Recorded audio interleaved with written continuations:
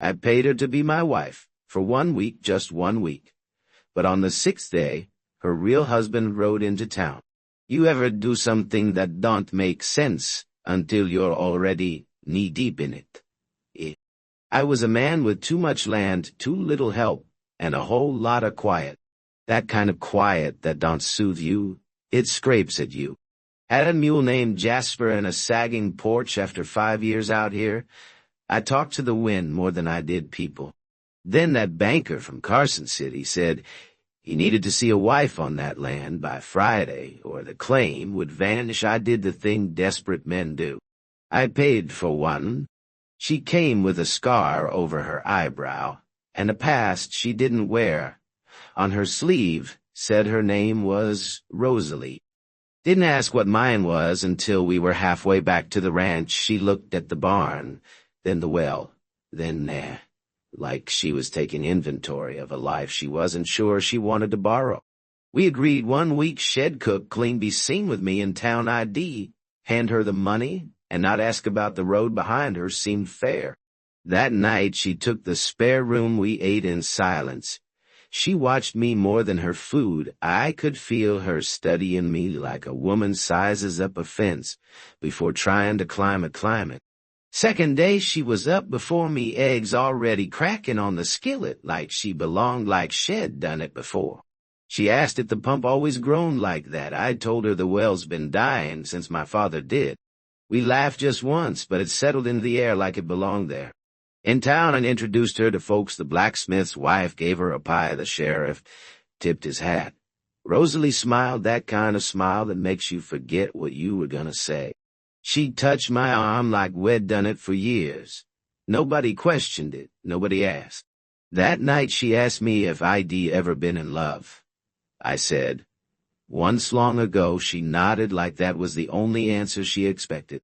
Then asked if I still thought about her. I said not until now. That night she told me she used to dream of a place like this, open sky, stars that didn't compete with gaslight. I told her I used to dream of someone to share it with. Oh. She didn't answer, but she stayed.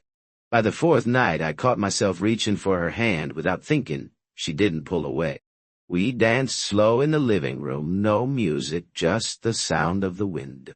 She told me once she used to sing in a tavern 2 towns east, said her voice kept men from fighting.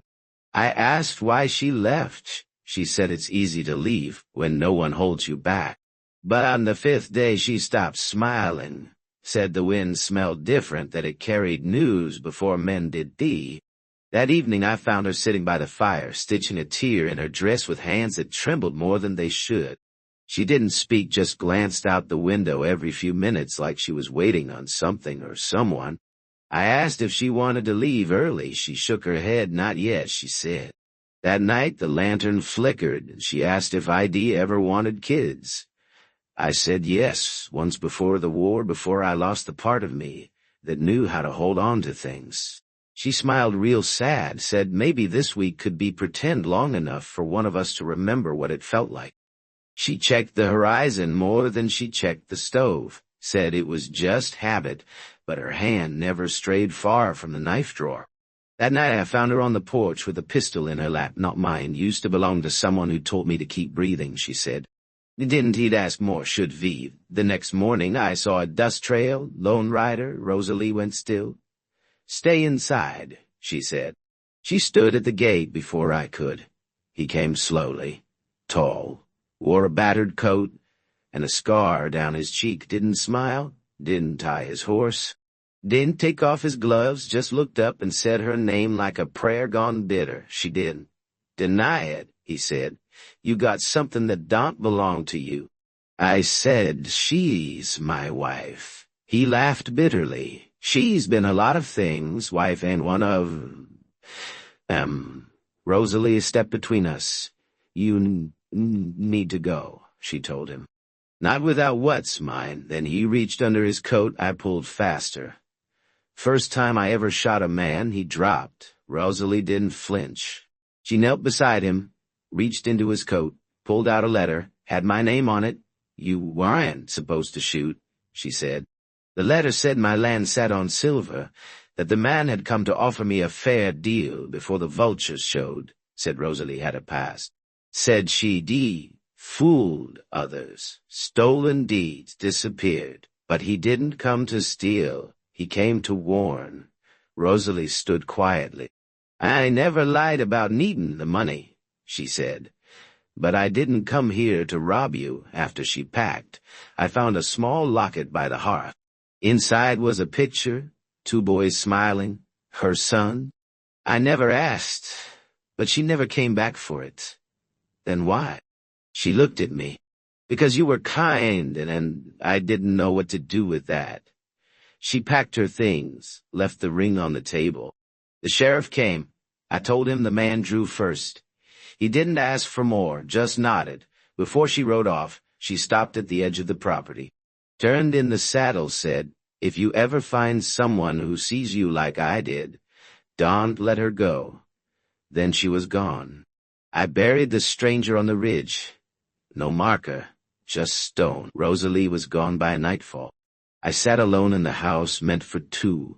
The quiet felt louder, every creak, every shadow is a reminder.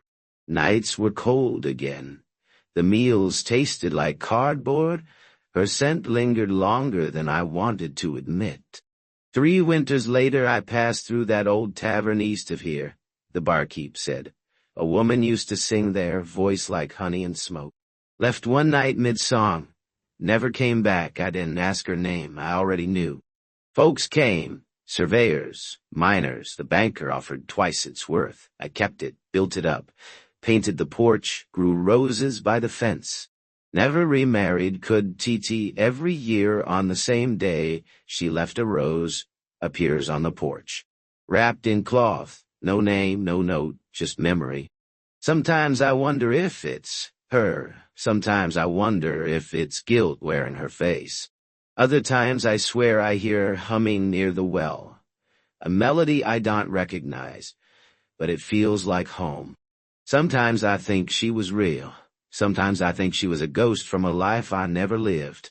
But I know this much. She was a lie that made me feel real. And I would have married her with my last breath, if she just stayed long enough to ask. Would you have pulled the trigger? Let me know in the comments. And if stories like this speak to something deep in you, hit that subscribe. More are coming, partner.